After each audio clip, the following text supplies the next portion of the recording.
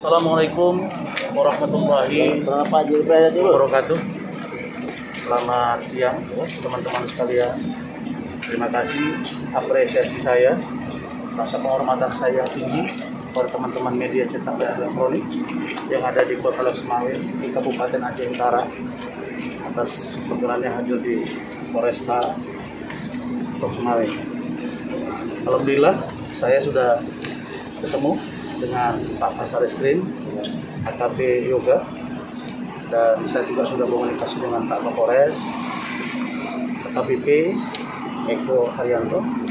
Tadi juga sudah komunikasi dengan penyidik, Saudara Rahmat, dan juga saudara teman saya itu orang Batak, ya. Dan saya juga sudah komunikasi dengan klien, mempertemukan mereka. Jadi kita itu benar-benar merekonstruksi penerapan UHAP itu dengan benar. Apa itu? Karena memang diatur seseorang yang ditersangkakan, maka harus disampaikan kepada si tersangka tentang apa yang ditersangkakan kepada dia dengan bahasa yang dimengerti oleh dia. Nah, itulah dasarnya saya datang. Yang kedua, kita dapat melakukan upaya-upaya hukum apabila kita melihat bahwa penerapan UHAP, penerapan SOP, penerapan perkap, peraturan Kapolri dan lain-lain, atau undang-undang yang terkait dengan itu dianggap tidak sesuai, maka dapat melakukan upaya-upaya.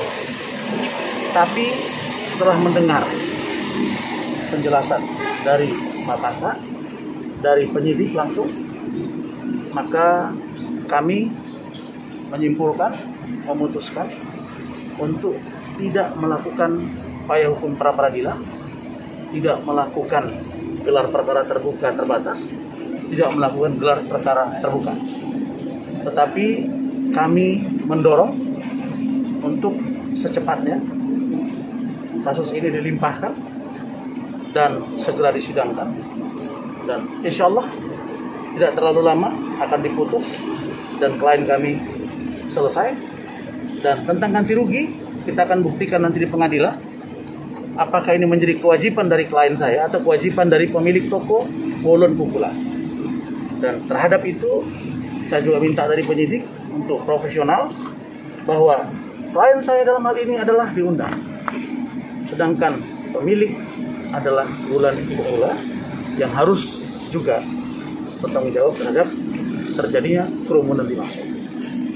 Yang kedua, saya nanti kita mendengar penjelasan dari Pak Kasat seperti apa yang ditersangkakan kepada klien kami, Saudara Herlin Kenza.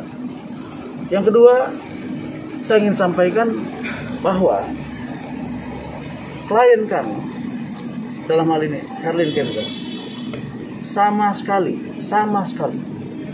tidak bermaksud melanggar prokes. Beliau yang paling paham hanya datang memberitahu, kemudian ada keramaian, sama sekali tidak bermaksud untuk mengundang dan membawa keramaian sehingga melanggar undang-undang atau PPKM yang sedang ketat. Dia juga tidak mengetahui apakah di sini level berapa, apakah PPKM level 4, level 3, level 2. Apakah PPKM makro, mikro, atau darurat? Itu dia tidak paham. Tapi setelah mendapat penjelasan dari Pak Kasat, komunikasi dengan penyidik, kami memahami bahwa kita akan segera minta kasus ini dilanjutkan dan akan diselesaikan di proses. Jadi saya sebagai seorang lawyer profesional, tentu saya pelajari, saya dalami, saya dengar keterangan dari klien saya, tapi menjadi kewajiban hukum bagi saya mendengar penjelasan dari penyidik. Nah, setelah dijelaskan tadi, itu penjelasan itu maksudnya ada SOP yang berlaku di Polda dengan jajaran-jajarannya. Nah, tentang seperti apa itu nanti dijelaskan oleh